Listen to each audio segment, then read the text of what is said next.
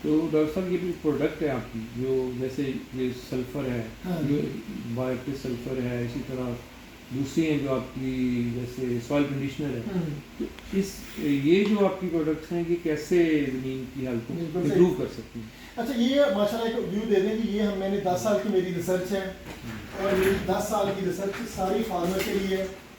अगर आप बात करें जी कि सॉइल कंडीशनर, तो लोग गोबर ऐड नहीं कर रहे सॉइल में या ऑर्गेनिक मैटर या क्रॉप रेजिड्यू जब आप ऐड नहीं करते,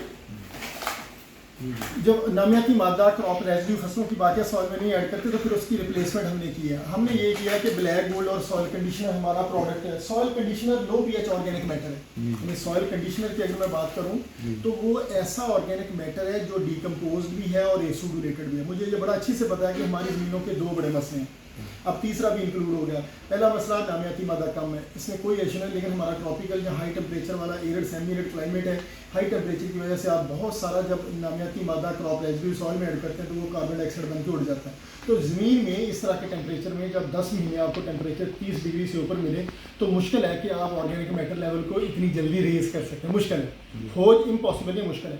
दूसरा, हमारी सॉइल में जो सबसे बड़ा इशू है वो हाई पीएच का है, क्योंकि हमारी सॉइल की जो इनहेरेंट बिल्डअप है ना, जो नेचुरल बिल्डअप है वो उसमें कैल्शियम कार्बोनेट है, यानी लाइम आपके लाइमिंग न्यूट्रेंट है। कैल्शियम कार्बोनेट की वजह से आपकी soil alkaline in nature mean 8 से ज़्यादा पीएच है। आपका भी मैंने अभी एनालिसिस देखा तो आपका एनालिसिस में सॉइल की जितनी भी है ना वो 8, 8.5, पौने 9, इवन लोगों की 9 से भी ज़्यादा पीएच है। तो आपके एनालिसिस में ये शो रहा है वो जो अल्कलिनिटी है, हाई पीएच है, ये दूसरा बड़ा मसला। तीसरा मसला, अब चूंकि नहरी पानी कम है तो ट्यूबवेल का पानी लगता है, उसमें साल्ट्स हैं तो सॉइल कंपैक्शन हो रही है। ये जो नमकियात हैं जो सॉइल के पोर्स को बंद कर देते हैं जिससे सॉइल कंपैक्शन हो जाती है। ये तीन बड़े इस वक्त बहुत मेजर इशू हैं।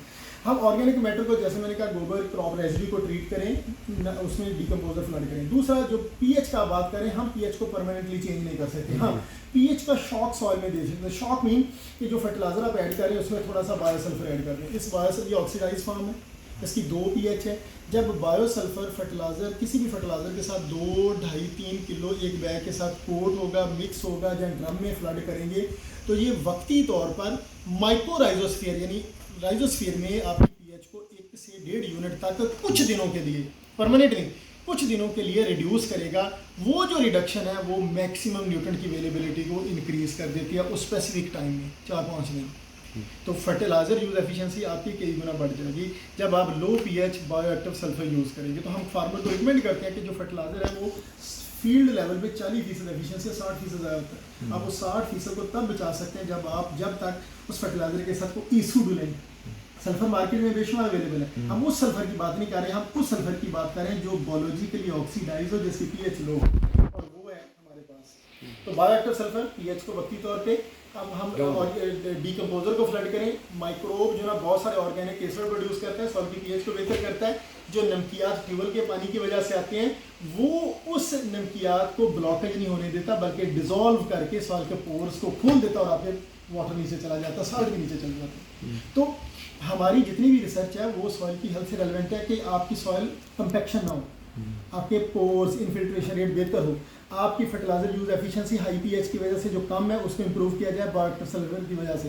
ब्लैक गोल्ड सॉइल में ऑर्गेनिक मैटर कम है, हम कहते हैं कि ये 10 किलो इसका 10 किलो का हमारे पास 1 एकड़ में है। आप जो 4 ट्राली ऑर्गेनिक मैटर, 4 ट्राली गोबर की डालते हैं, ये 10 किलो इतना ऑर्गेनिक कार्बन सॉइल में दे देता है जो 4-5 ट्राली गोबर से ये बराबर है। उसने पता नहीं कब डिकम्पोज होना है, उसने बेशुमार आपको पैथोजन का इशू देना, bad order, smell, carbon credit, labour.